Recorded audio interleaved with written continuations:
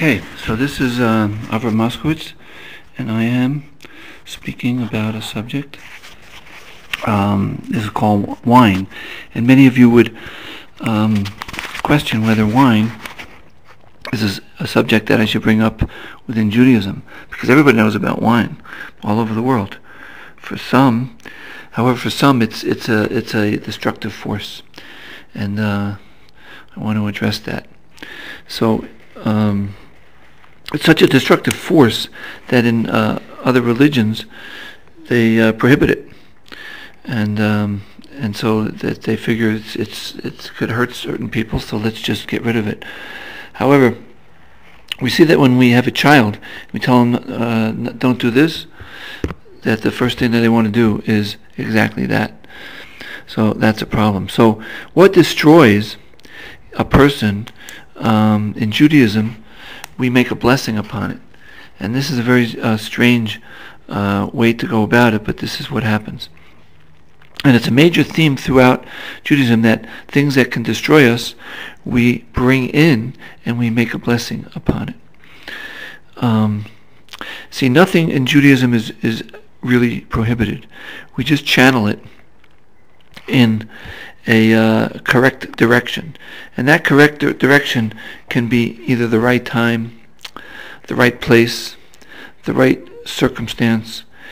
All these can play into it, and whereas it would just be if a person would just drink to their desire, then it could be destructive. However, when we place it in the right, and all of these different factors, then what ever becomes permitted is actually even praiseworthy.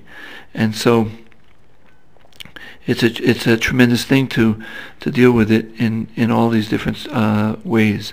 Now, when children learn to drink just a bit, and they're brought in to be drinking at different times with the family, we find that there are less problems with wine later on in their lives, and they don't take it as such a serious offense, and they don't take it as such a serious situation. They just part of life. So that's a beautiful thing. Now we see that throughout history that wine has played quite a role. We see in all the laws of the land, they discuss the vineyard and the grapes that grow in the vineyard, and they discuss all the different stages of grape growing, and it obviously was held a very high place in the life of people throughout history. And in fact, Noah, when he came off his ark, the first thing he planted was a vineyard. And we see that when someone becomes an ascetic, or as we call it in Hebrew, a Nazir, this is one who gives up worldly desires in a certain way. The major thing that he gives up is anything that's connected to grapes, raisins, or wine. And so it's always played a place in our history.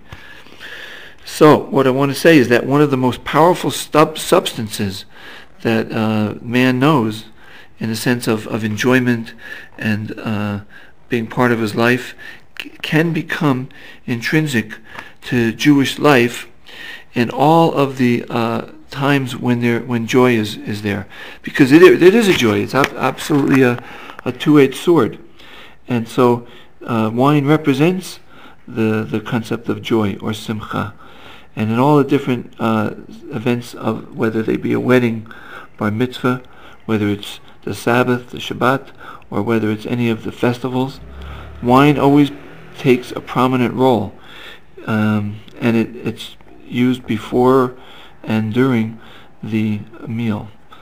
So wine basically represents man's domination over his own desires.